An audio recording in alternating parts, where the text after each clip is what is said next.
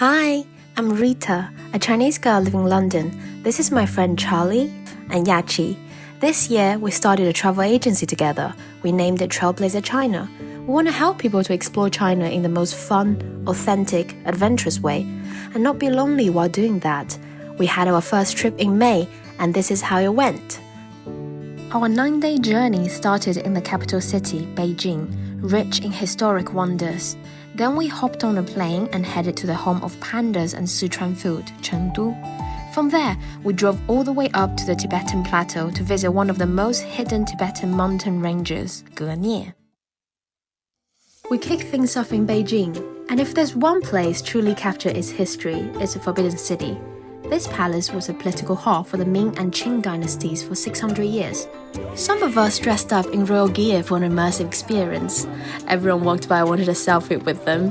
The royal family confirmed later they did enjoy feeling like a celebrity, despite how sweaty it was underneath.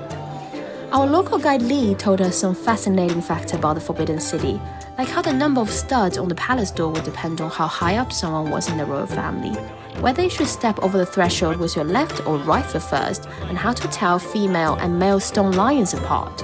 All very essential tips for surviving a royal life. In the afternoon, we visited the Temple of Heaven, where emperors attend annual ceremonies of prayer to heaven for a good harvest. Just like the Forbidden City, this was once strictly off-limits to ordinary people. Now it's a park where people chill, hang out and dance. That's the quiet charm of Beijing, a city where history isn't kept behind glass, but woven into everyday life. For dinner, we had traditional copper hot pot, famous for its freshness and a unique sesame dipping sauce. The secret to those lamb slices being so tender is all about timing. Just a few seconds in the boiling soup. Well, we say that, but honestly, we just ended up chucking everything in.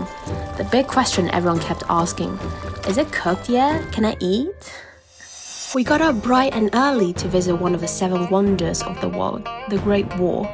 It's the longest man-made structure on Earth, stretching over 13,000 miles.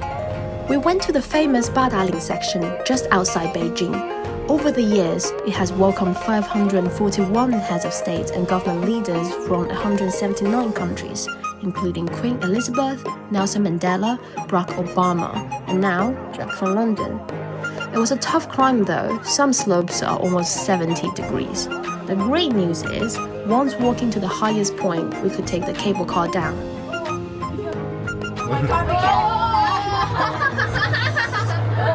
Because later that evening, we'd be flying across almost half of China to one of its most important cities in the southwest.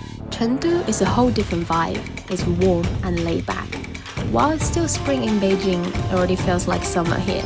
And that heat matches Chengdu's fiery spirit, bold, lively, and full of optimism. At night, the streets are buzzing with food stalls and hungry crowds, which included us. We made the most of it, because tomorrow, we're heading to the Tibetan Plateau, where the altitude jumps above 3,000 meters. Today, we hit the road. But first, an essential stop, Bifengsha Panda Base, the closest conservation center to their natural habitat. The pandas here were rescued from the wild and are now under expert care. A lot of effort goes into preparing them for life back in the wild, with dedicated training to help them relearn survival skills. And judging by their ability to eat while fully lying down, I would say they're making excellent progress. After saying goodbye to the pandas, we set off for the Tibetan Plateau.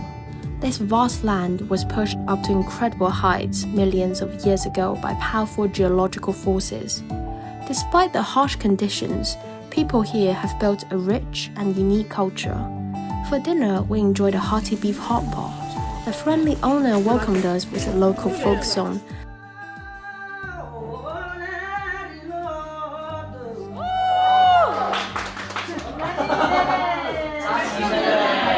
And in return, we sang Taylor Swift.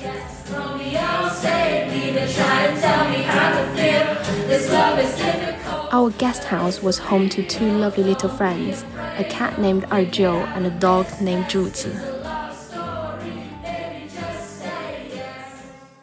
The altitude kept rising as the weather switched between sunshine and rain. Thanks to our drivers being incredibly experienced, we braved a winding, steep mountain route called the Sky Road with 18 sharp bends. We arrived at Litang ancient town, home to the former residence of a living Buddha and the first Tibetan Buddhist monastery we visited on this trip. After 2 days on the road, we finally arrived at one of China's most mysterious places, Genie, the sacred mountain of Tibetan culture.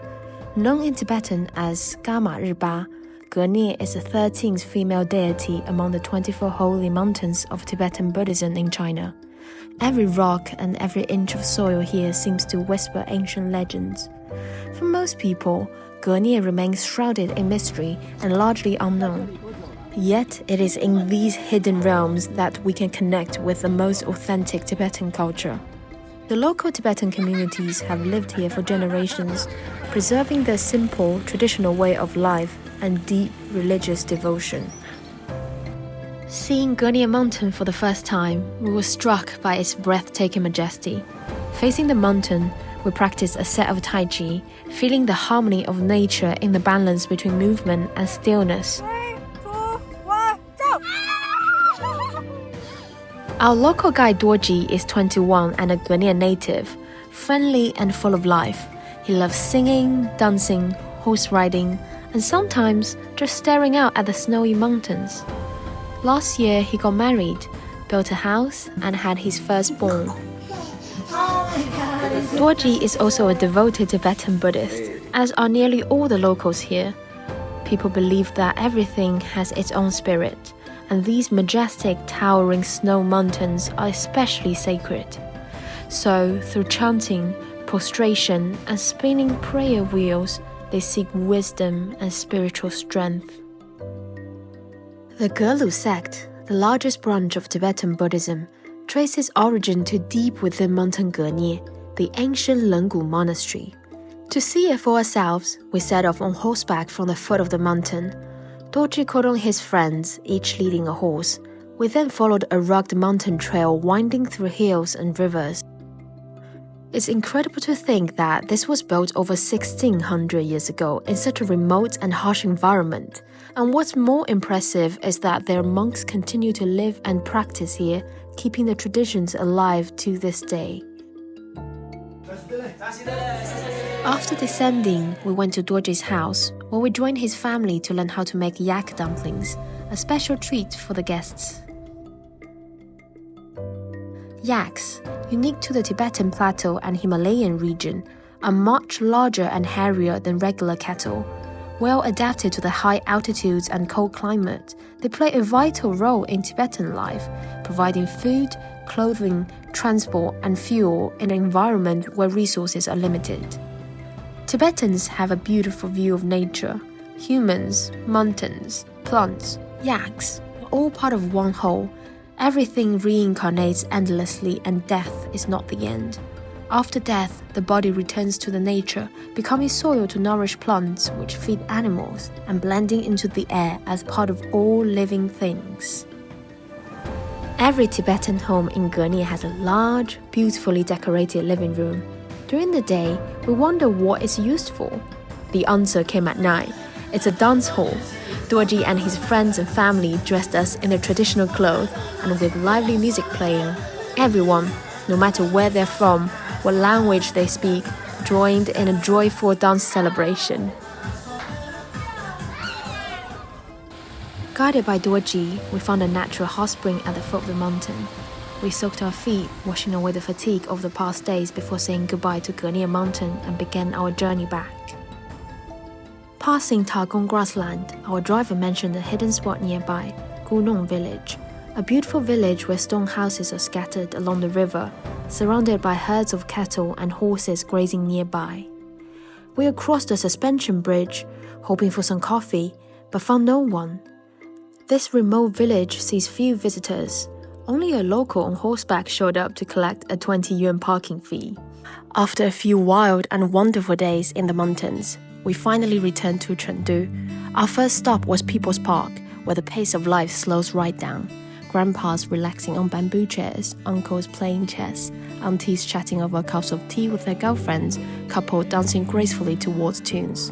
No rushing, no worrying, just people fully enjoying life, nice and simple. In contrast, it is the matchmaking corner.